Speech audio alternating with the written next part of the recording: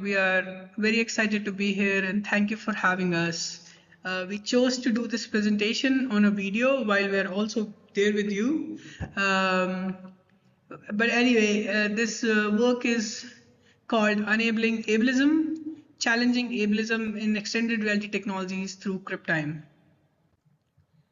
Well, just a brief introduction about us. I am Puneet Jain, and I'm currently doing my PhD at Zurich. And I'm here with my collaborators, Yesica Duarte from Argentina and Christian Bayerlein from Germany. We are artists, technologists, and researchers, both with and without disabilities, who work collectively with immersive technologies such as virtual and augmented reality devices to create storytelling around disability culture and living. Our artistic practice involves not only making these devices accessible for disabled communities, such as with our friends Eric Desrosiers and Christian on the right, but also think about how can we use these accessible virtual and augmented reality devices to provoke the normative assumptions around disabilities through body-based interaction. For this presentation, we will be sharing our reflections of working on a series of XR artworks where we have had reversed and adapted these technologies for and with disabled communities to create storytelling around their everyday act of living with a disability. We have titled this series of explorations as Crip Sensorama.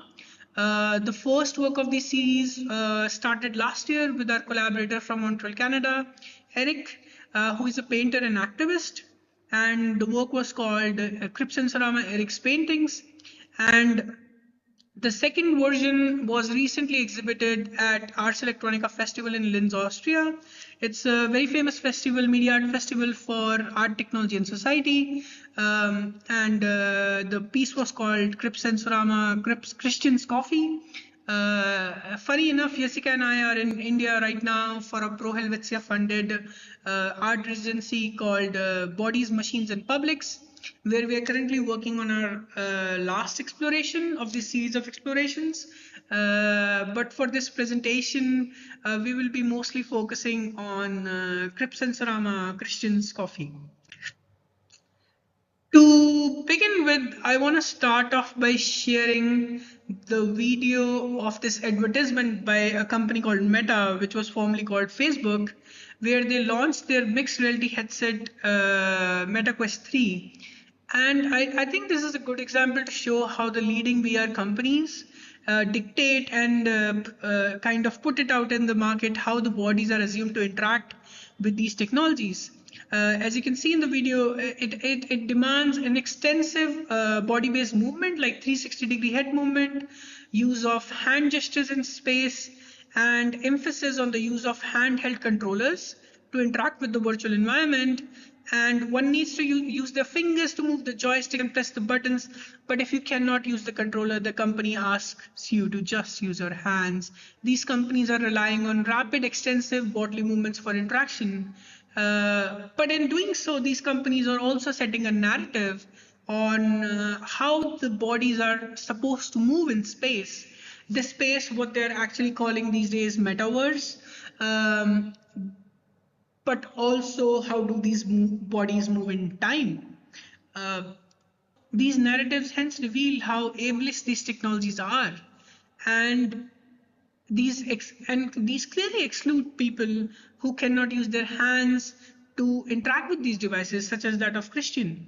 I'm Christian Bayerlein, an actor and activist, and I live with spinal muscular atrophy, which is a neuromuscular disease, and that means that my body is more or less paralyzed, and that means in turn that many of the XR technologies are inaccessible to me because they have this before mentioned ableist body template, which they assume the user has.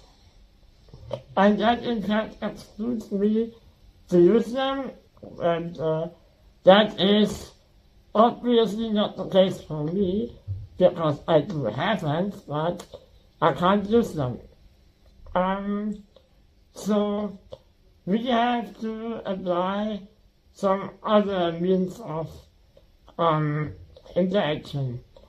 And on the other hand, my disability leads me to find interesting solutions for the problems I face because of inaccessibility of the world of which is designed by able-bodied people.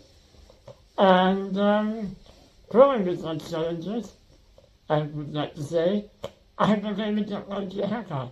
So I apply technology and I modify and appropriate things in the world which are meant to be used in other contexts or in another way, in a different way, to make them suitable for me, for my purposes. For example, I have this micro joystick.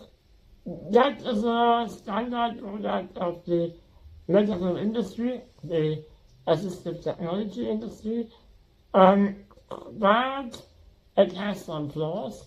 For example, it's a bit tight, so the force needed to move the joystick is a bit much for me to hold it for a longer time. So I adapted that joystick in a way that I extended the lever, the actual stick coming out, simply with the straw. The straw will be a main topic in our work anyway later on, but in this case we just cut a straw, a very tight and strong straw, and we put it over the little stick to extend it. In order to tackle some of these issues that Christian mentioned, we found reflections in the philosophy of disability studies which lead us to think about time. For example, this from Annie McDonald's, an activist for the right of people with communication disabilities. She says, I live life in slow motion. I have cerebral paralysis. I cannot talk or walk. A slow work could be my heaven. I'm forced to live in your world, a fast hard one. If slow ray flew from me, I could be able to live in this world. I need to speed up, or you need to slow down. The notion of time she talked about is in fact what is missing in the current generation of XR etymologies. Crip time is the recognition that time and space are perceived differently when living with disabilities. As disability scholars Petra Coopers put it, Crip time are traces of temporal shifting in disabled politics and culture manifesting, movement of out of time, out of productive, forward learning, exciting time. On the other hand, Elian Samuels has a beautiful poetic way to describe Crip time as a broken time which require one breaks our body and mind to new rhythms, new patterns of thinking and feeling and moving through this world. It insists that we listen to our body minds closely and attentively while also pushing it beyond its limits. So inspired for the notion of Crip time, we use it for address and also for work with these XR ableist technologies. Mm-hmm. And while talking with Christian, he asked, can I move my own time in XR? Can I use my mouth to move in XR? We started by using these facial recognition algorithms to track the face and thereby to detect mouth gestures. This seems helpful in case of Christian, which cannot move his head to see 360-degree point of view in VR. Hence, through this simple gesture, such as mouth opening, it is possible for him to rotate the point of view in VR. And soon we realized that such face detection algorithms won't work when we put the headset on, since these algorithms first look for our eyes to prior track the entire face. So because this exclusion it won't work.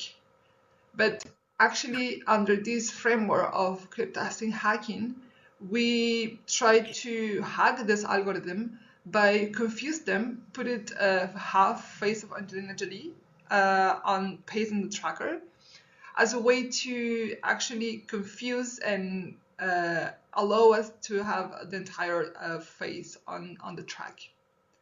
But of course, this is just an example of the first experiences we did. We further find another more accurate device to track face and mouth in XR.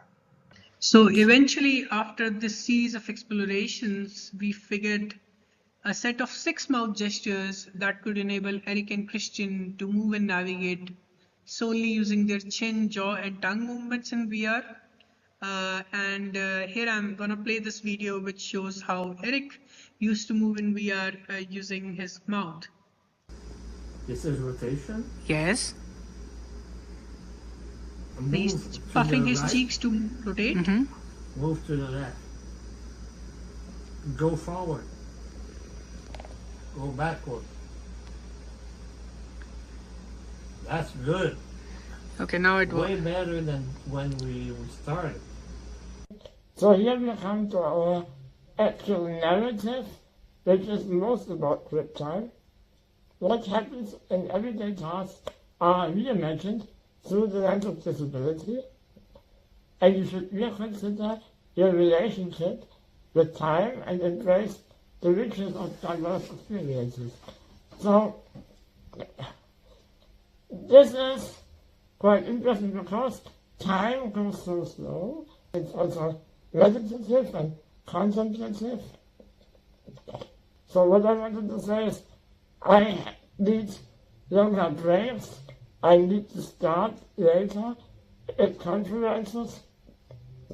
So for me it's very handy that that conference here for our part starts at 4 p.m.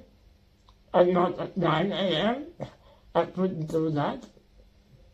Yeah, we try to explore this theme of Crip time in the work Crip Sensorama. Overall, drinking coffee becomes a meditative act, relying on a plastic store for safety and accessibility, while the entrance of a cup handle highlights design oversights. And we challenge society's obsession with speed and efficiency by uncovering the gaps in everyday adaptations.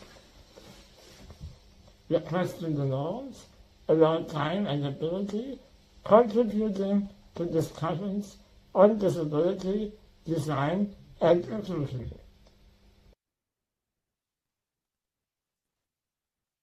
So that's from our side, yeah. Thank you so much. That was amazing. I'm so looking forward to talking about that.